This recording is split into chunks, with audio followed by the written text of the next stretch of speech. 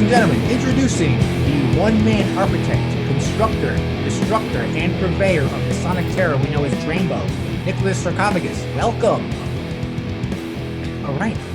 So, how is, you're in Austin, right? That's right. How's things in Austin? Pretty good. I mean, you know, it's kind of neck deep in hipsters and tech bros and all the modern ailments of any successful, you know, American city. So yeah, the tech bros. Last time we were there, I noticed a lot of tech bros. It's gotten disgusting. Yeah. Yeah, they were like 20-year-olds driving around in Ferraris. I shit you not. It was crazy. So, want to get down with the questions then? Let's do it. Okay. All right. You first. First question, just to clear the air here. You know, can we get like an official statement on your views on prog? Ooh. Prog music. Prog is, well, I don't even really know what it is. I think that's one of my big problems with it, is that it's this label that's like assigned to anything that seems like it could be smart, but really mostly gets ascribed to like very kind of half-witted, noodly kind of things made by people with receding hairlines, and there's no shame in it. It's going back. But you know, I feel like it's kind of this buzzword for this that everybody gets lumped into, and if you try to make something that's creative or breaks the mold or has some nerdiness to it. So you know, I hate classic rock like a lot. I hear you. Yeah, even more so, classic prog rock is like my fucking kryptonite. But conversely, I absolutely love King Crimson 80s and yes. Oh, you like 80s King Crimson? Yeah. Adrian. What can I remember his name? Adrian Belew and that bass player with the stick. Tony Levin. Tony Levin. That man has no hairline. It's receded so That's far. why he never had hair. He just had a mustache. Yes. All right. Okay. So it seems your main contention was with the concept, maybe not a particular band so much, and maybe especially as it's applied to you, I think. Well, you know, honestly, maybe I'm a bit tongue-in-cheek with my prog hatred, but so I met Robert Fripp once, and he was like the biggest pretentious fucking asshole I've ever encountered. Makes sense. Playing music, like ever. Like he, like literally, we sat down with him and he played some like awful noodly guitar solos. Like they were just fucking horrible, like Guitar Center stuff, like a bad guitars, not even like. Oh, that's cool. And you see Robert Fripp playing this shit, and you'd be like, "Fuck, stop!" He had his Mac, his screensaver playing behind him. It's just the straight up Mac screensaver. And then he stopped midway through the evening with Robert Fripp to get into his Mac and show us pictures of his fucking mansion. And that was. By the way, look at my mansion. By the way, I'm amazing. Look at my mansion. It's so long. Wow. And it's like one of those mansions that they would see, you know, British people would see it and be fucking offended by it because it's gauche. Like, he's that guy. Oh, my God. Anyway. Wow. That's enough to turn anybody off. I love this vitriol on Robert Fripp. Everyone kind of kisses that guy's ass. Like, you know, they're Robert Fripp. Oh, my God. You know, and I love this. Like, great. You know, great. 16th notes. They're hard. Don't get me wrong. I'm bad at 16th notes. And he can play. But he's actually, one of the interesting things about Robert Fripp is that he is, this is hearsay. I mean, he didn't like admit this, but he's kind of has a reputation for being really tone deaf. Like the guy doesn't really have a grasp of harmony or melody, really. And you'll kind of hear it if you listen to it. Like some of his stuff, he came up, especially in a later King Crimson, where it's a little jammier, maybe. But he just does not have the ability to like modulate keys or do basic musician shit that you would expect a professional, you know, person of his caliber to be able to do. And it's because he's fucking tone deaf, so he comes up with stuff that sounds kind of different, and you know, maybe it's interesting. And then he's got that great 16th note technique. He built his whole career on that shit. I mean, Frippertronics is a fucking joke.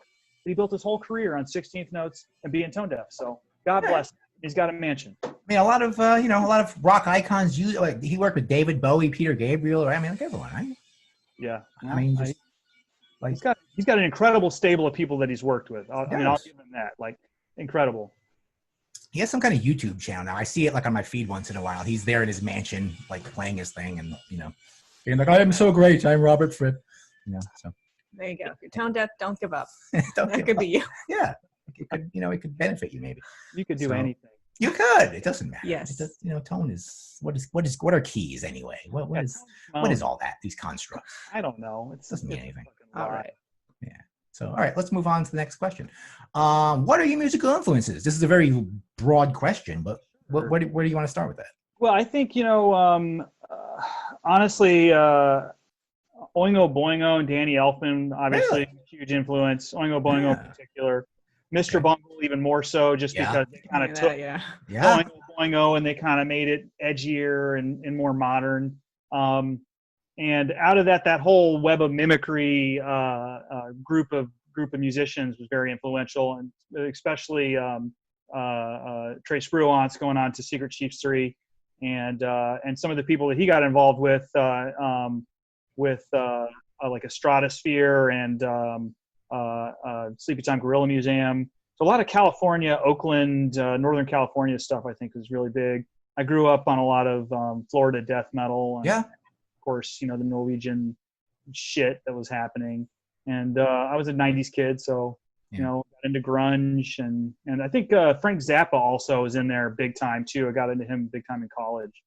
So all those guys and gals. All right, that's a pretty broad sample. I think you can hear a lot of that though. Yeah, the Zappa, the death metal at the same time. They've all got the people that I really admire seem to have like this musical literacy, and they pull it all together in strange and unusual ways. And death metal itself is just really outlandish when you start thinking about what is this? What are these people doing? And the aesthetic is so like narrow and blasting, and that's bizarre. Yeah, we kind of take it for granted now, but like when I heard that shit in the 90s, I was like, what is this? I think it was a reaction to thrash. Just thrash was kind of on the down. It was in a decline, so they needed something tougher. Like it was the height of thrash and it was the end of thrash, so like they needed to do something. They need to go one further. Take it a bridge further. And I think that's where death metal kind of came about. I mean, it's a natural progression of extremity. Like what's more, it seems like we've managed to get, it's like dividing infinity. We get music gets just a little bit more extreme as the years go on, but there was like these major milestones. I don't feel like we've hit anything like that in the new millennium yet, really. No. Yeah, they've been trying, but I don't think there's really been that like marked like thing from thrash to death where it was like, whoa. Like, whoa, this is crazy. Like the mainstream metal, say, like I'll listen to the radio, I'll listen to like Liquid Metal, or there's a local station around here called WSOU, which is like the local metal station it's been around for like 30 years.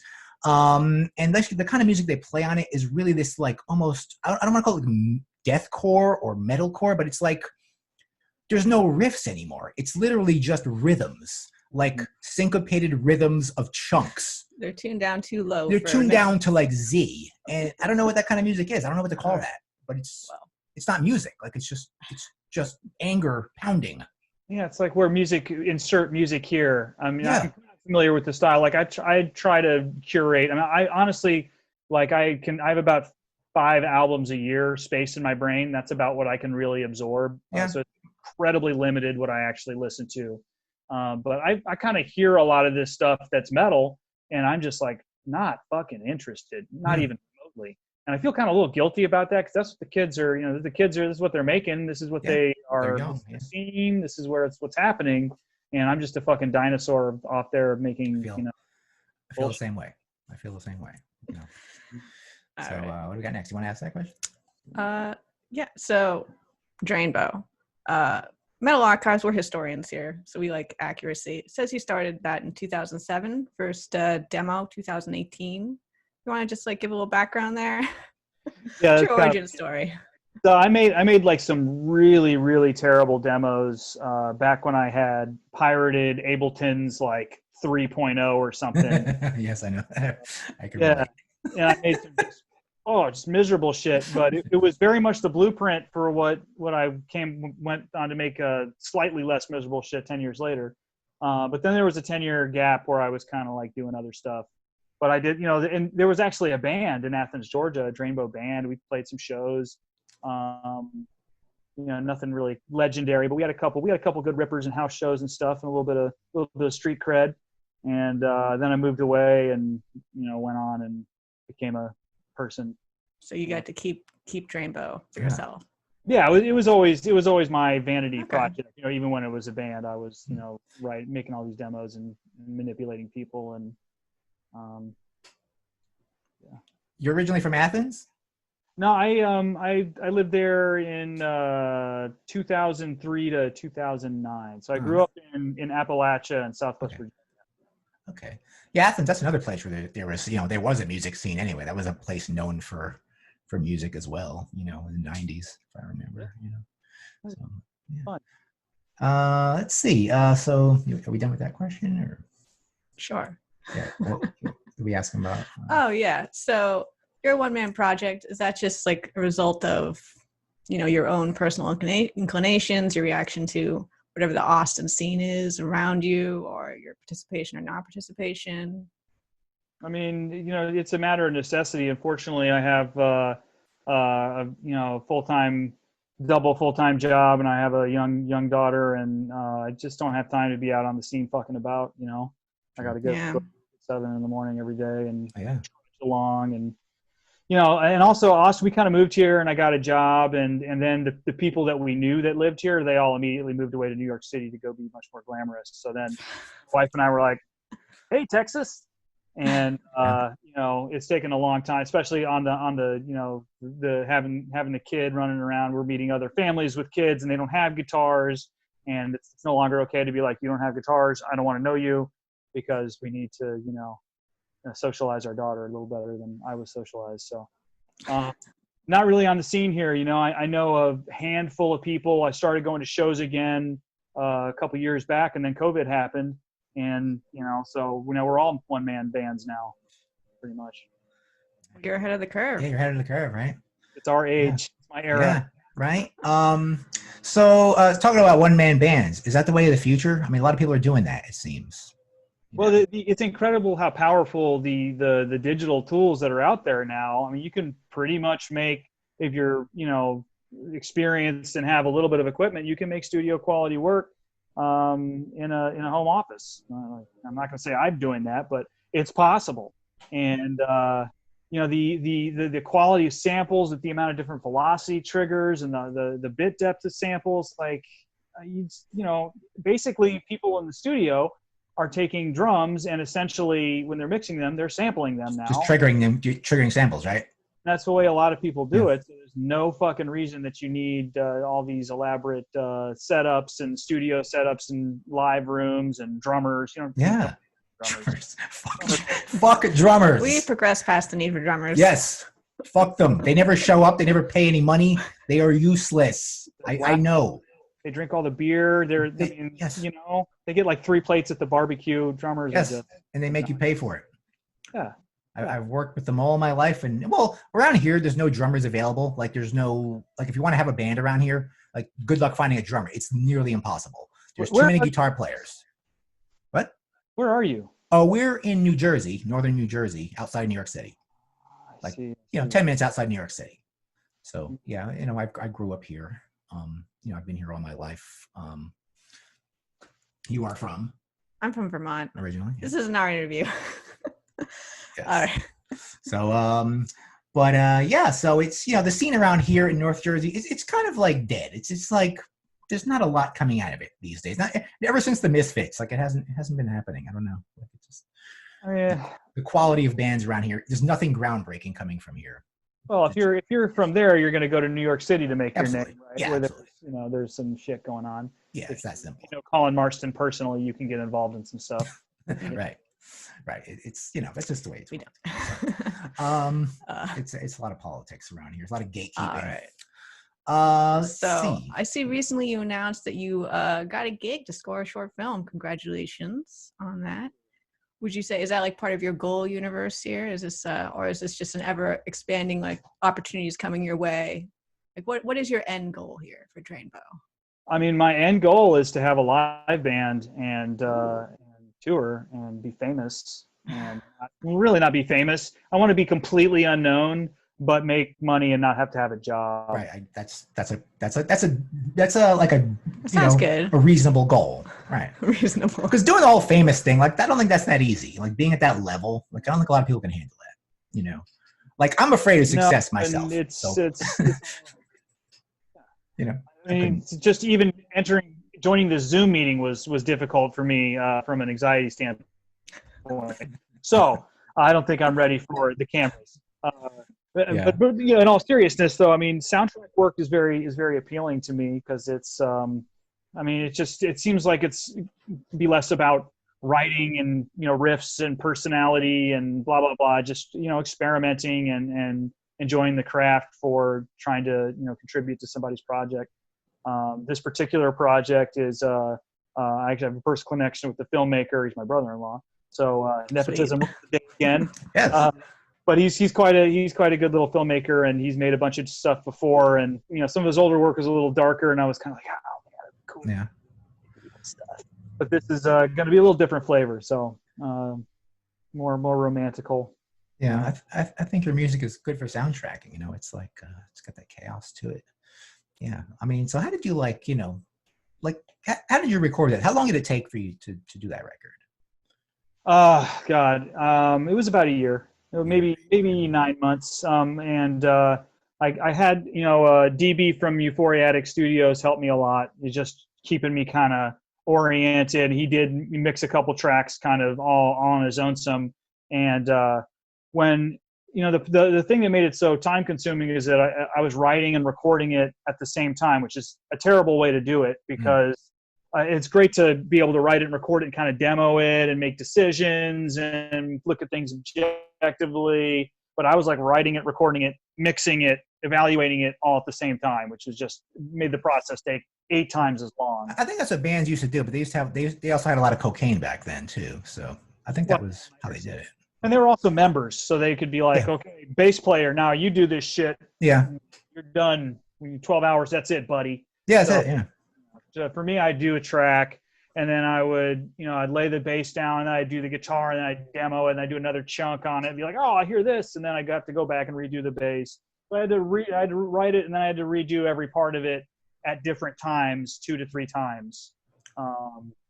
And then I lost the hard drive about 2/3 of the way through, and I had to buy it, and I hadn't properly backed up, so I actually lost a whole song. Wow. So anyway. Yeah, it's such a process. Wow. Yeah. But I think you'll change it up for release 2.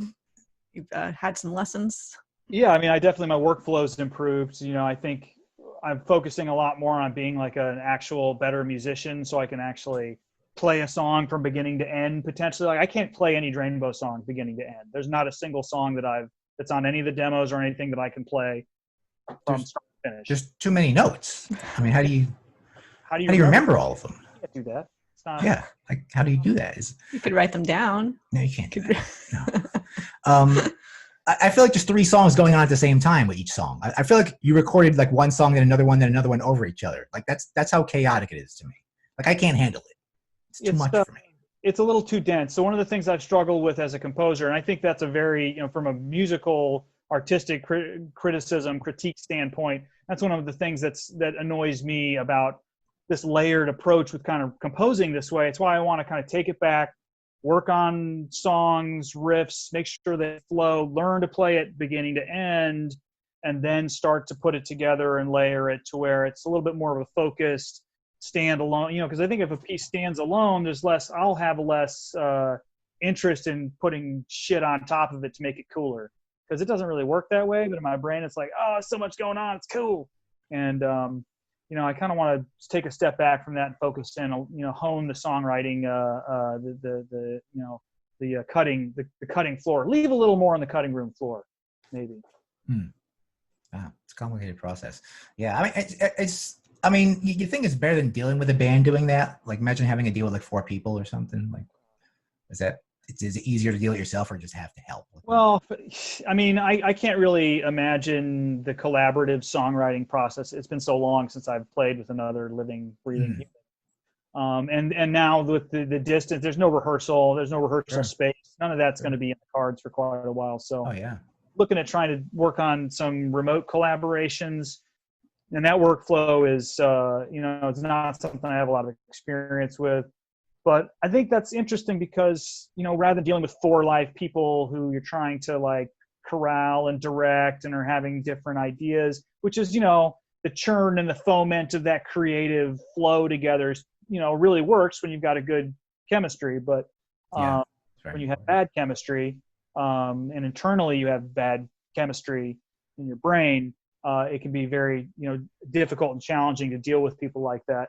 So the idea of being able to like kind of put something, bake something out and then send it to somebody and say, hey, what do you think? Put some shit on top of it. Tell me what, your ideas, and kind of having a little bit of a controlled bottleneck creative flow, I think is something I'm interested in to the new work. Yeah, that sounds like a good theory. So what else do we have? I don't know. I don't want to take up too much of your time here. Yeah, I don't want to Thank you very much for speaking with us. I don't know if you're busy. You want to give you the opportunity to shout anything out? Yeah, anything you want to say? Anything you want to promote? Your music, other people's music? Well, nothing at all. Yeah, I don't know, man. It's this album, this work has really been the outcome of hanging out with people on Twitter. Because we're all kind of siloed into, especially now even more so, but even I was before too, pretty much just as isolated as I am now. So more so other people are siloed into their little spaces and forced to pursue social connection and artistic connection and ideas through Twitter, and that's really been what's allowed this project to, I'm not going to say bloom, but to grow and to have more reality to it. And, some of the collaborators, DB in particular, I'm planning on working on a Halloween surprise release single with him. We're going to do a little kind of like a split, but it's not going to really be split. We're going to be like together. He's got a project called Dream Haunt, which I recommend check out, especially if you're into horror movies and gruesome shit and 80s and synth and stuff like that. It's basically like synthscapes, but he's got a great feel for harmony and production and all that kind of stuff. So definitely check that out. And I'm hoping we're going to do Dreambow, which is going to be this plan. A combination, right? Is it like dark wave he's doing? Is it kind of like Dreambow. a dark wave? Is it like a dark wave thing? Or? Honestly, it kind of broke the mold a little bit for me and I'm not super into all the synth stuff and that familiar with it, but it sounds like what Stranger Things soundtrack wished it had sounded like. Okay. So it's impressive work. So definitely check it out. It's on Spotify or Bandcamp. It's on Bandcamp. Yeah, Okay. Spotify doesn't exist to me. It's a myth. Okay, fair enough. Also, I know your music is very eclectic and it involves a lot of different things. Do you have any need for a saxophone player? On the original Drainbow demo work, had a couple baritone saxophone solos on it. Ooh. Really? There's a little bit of history there. So yeah, I'm honestly the instrumentation that I'm looking at right now is. I like to use viola a lot because it's a perfect kind of it complements the guitar range that I'm playing in a lot, and it's useful for inside and outside voices, so it's kind of flexible. I use a lot of flute, and there are certainly some woodwinds with saxophone, here and there. I got a few ideas to kind of, especially on this new work, is going to be have a little bit more of a jazzy feel in a couple spots. But not like Imperial Triumphant jazz, but more like studio jazz. That's some crazy shit, that Imperial Triumphant. I never seen anything like that. I was like, wow, this is something. That's pretty wild. I was given a tenor saxophone a month ago, and It's come a long way. He's offering his services. I'm a natural. To everyone who might all I gotta say, need them. I'm finding it easier than guitar. He's a natural. I'm not kidding. Yeah. So if you need any, if you're, if you want me to track something, Guest spot. I'll be happy to send you a little MIDI file. So yes. If you ever want something, I'm confident in my skills already, and it's only been a month. I see. It's easier than guitar. I'm serious. It's easier than guitar for me. I've been playing guitar since I was 12, and I'm still terrible. I'm 43 now, and I'm terrible at guitar. But saxophone, I just have it. I don't know what it is. But yeah, so that's cool. I like that you're just, your music is just so out there. It's so crazy. Yeah, we look forward to more music from you. Samantha discovered you just by, I did not discover him. How did you discover him? He's always existed. Okay. Well, he's always discovered, obviously. But, I introduced it to him. Yeah. That's what he means. Yeah, yes.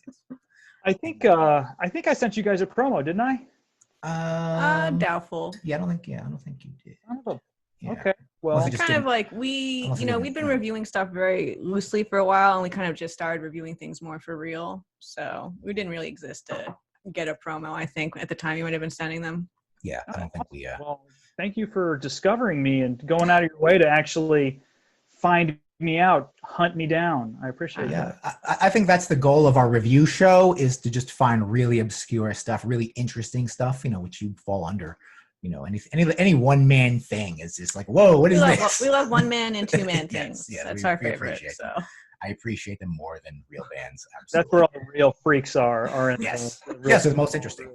Well, we identify. Yes. So we love that kind of stuff. So we're always looking for more stuff from you and for people like you. All right. Yes. So yes, keep up the good work. Yes, thank you, Nicholas. Yeah. Yeah. So we'll keep an eye on you, and and I'm glad we had you on the show. Yes, thank you very much. And hopefully the show doesn't reflect poorly on you, because I don't know if you read our comments, we get some pretty people don't like us. Well, we're in a weird algorithm right now. We're in a weird algorithm. I kind of liked that, actually, that you guys were getting some hate. I was, it's like fuel on the fire. It's not because of our music. It's really because sometimes we'll do something vaguely political, like we'll call out some guy for talking some Nazi shit. It's just casual. It's like, oh, this guy said this, and then they come down on us. YouTube's a very right-wing place. Yeah, we're on the fascist hate watch algorithm. They hate us. I'm trying with the reviews to bring it back to a more neutral. Yeah, I'm gonna stop with the politics. I'm gonna stop calling out. I'm gonna stop because it's not going well for us. They don't like it. Yeah, so it's not gonna agitate them. It's tough. I've lost a fair amount of followers with leftist politics because I'm fairly outspoken, and metal is not inclusive like people say it is. I mean, I think that there's a desire for that to be there until you realize you actually have to fucking include people that are different from you, and then it's what the fuck's going on here? Right. But it's to me, in my mind, it's good trouble. I'll lose those followers, and maybe if I get called out, and it's happened too, plenty. I get called out and realize that I said some dumb shit. People need to be a lot less sensitive about realizing when they've said something fucking stupid. Yeah. And accept that they're not the repository of all wisdom and knowledge in the world, and it would behoove them to attempt to learn something. And if you've got a good defensible point, you should be fucking ready for a good debate. Yeah. Anyway. I've said dumb shit in the course of saying people are irrelevant or has-beens, and I'm not going to do that anymore. I'm not going to say those things anymore because it's really irresponsible of me to call anyone that's been somewhere, that's been signed, that's been in bands. I'm not going to. It was very wrong of me, and I was challenged directly by someone who I called that, and despite not agreeing with their politics, you're familiar with Michael Graves from the Misfits. He was in the Misfits in the 90s. Okay, yeah. So we made this video calling him out, and he was doing this Proud Boy thing, right? Because he's a conservative punk rocker, right? So we did a call out, and I said some bad things about him. My line is that Proud Boy is okay. We don't need to make friends. I mean, the whole politics is a different thing. I'm not going to apologize for that. But, I called him irrelevant because I saw him at a horror convention once. I'm like, oh, look, it's Michael Graves. What a loser. And so he wanted to talk to me. He found the video, and he's like, oh, I want to talk to you guys. So I did a Zoom thing with him, and I had a good conversation with him. We didn't agree politically, but I did say I was sorry for, I'm wrong for doing that. I'm not going to do that anymore. So I'm not going to call anyone irrelevant anymore. Because who the fuck am I? What the fuck have I done?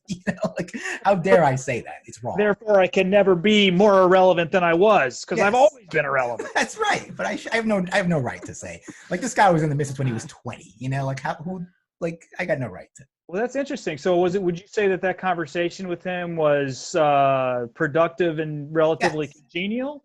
Yes, it was a nice conversation. We had a political disagreement because he's like a member of that Proud Boys thing, and I was like, oh, why are you doing that? You guys are agitators, blah blah. And he was giving his side of the story. He got pretty heated on it. So we're not going to agree on that stuff. But for me, calling him irrelevant, I'm wrong. I'm wrong, and I apologize. I'm not going to do that anymore because I've gotten in trouble for saying that about other people. And I should stop. I should mature up and stop doing that. Well, I wish you luck. Yeah. Thank you. Yeah, I called all the grunge musicians that committed suicide in the '90s a bunch of whiny, self-indulgent bitches. That's loaded, man. Whoa. That didn't go over very well. That's I had to think about it for a minute and Yes. and retract my statement to a certain extent. So Yes. it's always easy to fire your mouth off on Twitter, and then all the other mouths fire back, and you're like, Yes, oh, a lot of them fire back. shit. We learn our lessons. So we learn. So all right, Nick. So thank you for doing this interview with us. It's been so great. Like I said, we'll keep an eye on you, and hopefully we do this again. When you do another release. Yes. Beforehand. Otherwise, you want to send me something, go ahead. I can saxophone it. I swear I could. So that will be the test. I would love to help. Right. All right. Well, we'll put all the various links in the bottom. Check out Drainbow on Bandcamp. Thank you for watching. Thank you, Nick. 7 sales to get to 100. So 7 sales, please. Okay. Oh, that's great. Friends, you can do it. 7 different accounts. You can actually DM me, and I'll send you the money back. How can you not take that deal? All right. Thank you, Nick. Have a great one. Bye-bye. Bye.